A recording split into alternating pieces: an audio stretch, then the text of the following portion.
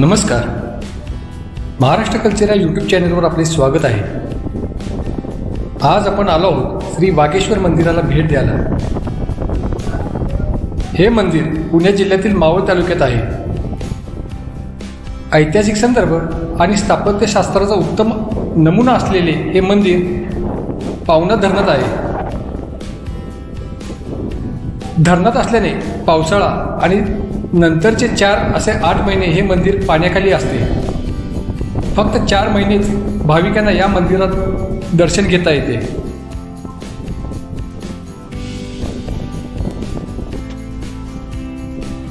हे मंदिर पाहण्यासाठी राज्यातील कानाकोपऱ्यातून भाविक येतात. मिळालेल्या माहितीनुसार पावना धरण 1965 मध्ये बांधण्यात आलं, तर 1971 मध्ये धरणाचा वापर होण्यास सुरुवात झाली.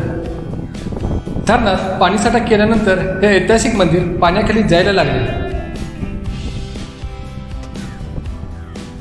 त्यानंतर 1993 ते 94 मध्ये या मंदिराची पाण्याचे बाहेर वागेश्वर गावाजवळ प्राणप्रतिष्ठापना करण्यात आली. उन्हाळ्यात फक्त 3 ते 4 महिनेच हे मंदिर पाण्याबाहेर असते.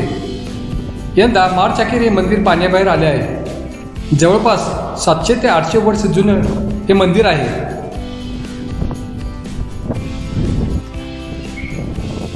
हेमाडपंथी शैलीत असलेले वागेश्वर मंदिर पर्यटकांसाठी आकर्षणाचं केंद्र आहे.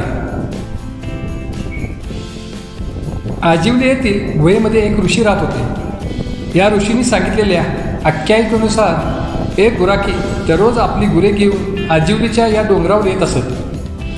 त्या गुरांमध्ये एक गाय होती. ती रोज त्या गुरांमधून गायब होत असत. हे त्या गुराख्याच्या लक्षात आले.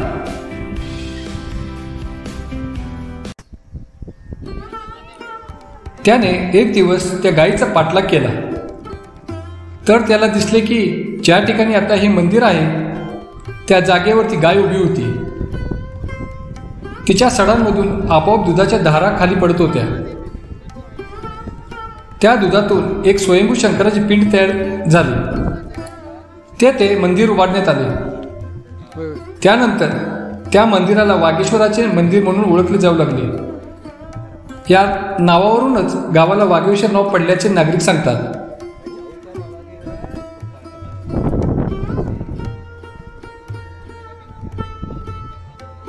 चला तर मग या मंदिराबद्दलची अधिक माहिती या मंदिराचे पुजारी श्री लक्ष्मण गुरव यांच्याकडून घेऊयात.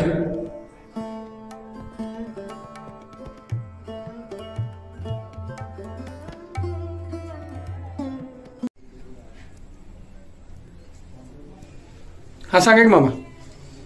माझं नाव लक्ष्मण कोंडिबा गुरव, वंशम परंपरा. या मंदिराचा पुजारी आमच्या 5-50 पिढ्या होऊन गेल्या. आणि या मंदिराचा इतिहास असा आहे, हे स्वयंभू आहे, कुणी बसवलं नाही, कुणी घडवलं नाही. अच्छा. हे मंदिर एका गवाऱ्याने शोध लावला. अच्छा. तो पाणी पाजायला यायचा. पाणी पाजल्यानंतर जो असा नित्यनेमी यायचा, तर ती गाय यायची, मोरी गाय, काळी मोरी गाय यायची, दूध सोडायची. ते नंतर अशी काय करते मनुष्याने, त्याने ते पाहिलं तर इथं दूध सोडायचे, आपोआप दाहा गळायच्या. मग हे उकरले गेले पंचकृषीत या लोकांनी, आणि मग ते स्वयंभू निघालं. आणि या मंदिराचा जीर्णोद्धार 1977 ला वर केलेला आहे. 98 ला जीर्णोद्धार केलेला आहे. याचा 42 फूट कळस आहे. 42 फूट हा कळस आहे. आता आमदारांनी सुनील शेळकेंनी 20 लक्ष टाकलेले. अच्छा. आणि पहिले अण्णा जोशींनी त्याच्या हाते उद्घाटन केलेले. आणि दिगंबर भेगडे यांच्या हाताने सभामंडप पत्राचा बांधला होता 2.25 लाखाचा. अच्छा. आणि रुपताई रेखा यांच्या हाताने 75,000ची टाकी बांधली होती. अच्छा. असे 4 आमदारांनी मदत केलेली आहे. याचा जीर्णोद्धार वर केलेला आहे. वंशम परंपरा गुरव एंडोमेंट ट्रस्ट 1487 हे नंबर ट्रस्टी आहे. अच्छा.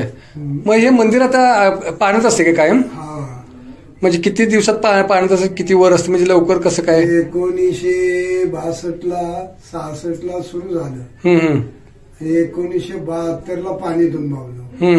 69-71-72 पाणी बनलं. तर ह्या मंदिराला जलसमाधी मिळाली. अच्छा. हा, याच्यावर 8 फूट पाणी आहे आणि 8-9-10 महिने काय आता येत नाही. मग 8-9-10 महिन्यांनी एप्रिलच्या शेवटच्या आठवड्यामध्ये उघडं पडतं काय. यंदा लवकर पडलं. अशी या मंदिराची कहाणी आहे. मग तरी किती वर्ष जुनं असेल हे मंदिर?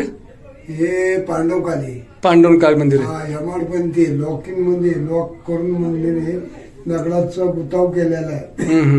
याला सिमेंट नाही, वाळू नाही, काय नाही. अच्छा.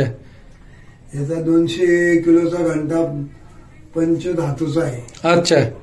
200 किलोचा. तो ट्रस्टच्या ताब्यात आहे. ट्रस्टच्या ताब्यात. हा. आणि याचा जीर्णोद्धार वर केलेला आहे. 1998 ला केलेला आहे. अच्छा. मग इथे हे जेव्हा पाण्यात असतं मंदिर त्यावेळी आपल्याला तिथे दर्शन घ्यायला मिळतं. म्हणजे 12 महिने तिथं पूजा होते.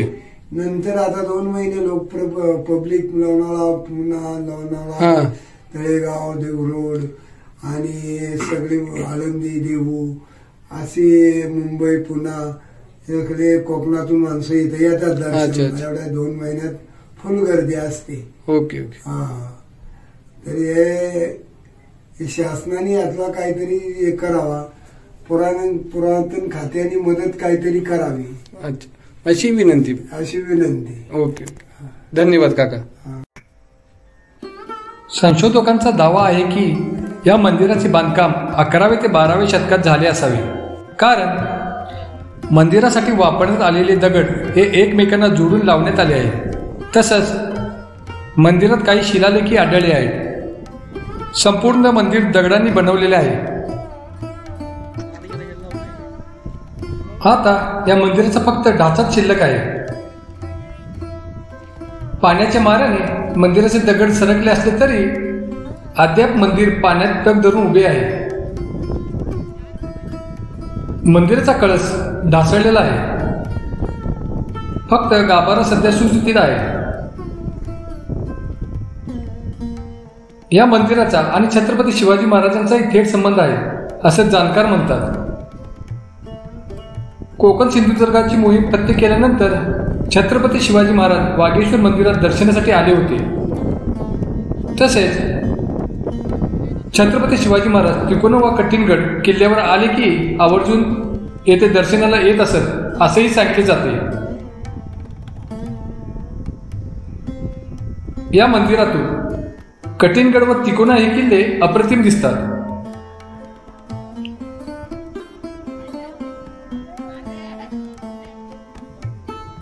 तुम्हाला हा व्हिडिओ लॉग कसा वाटला हे आवर्जून नक्की कमेंट करून सांगा.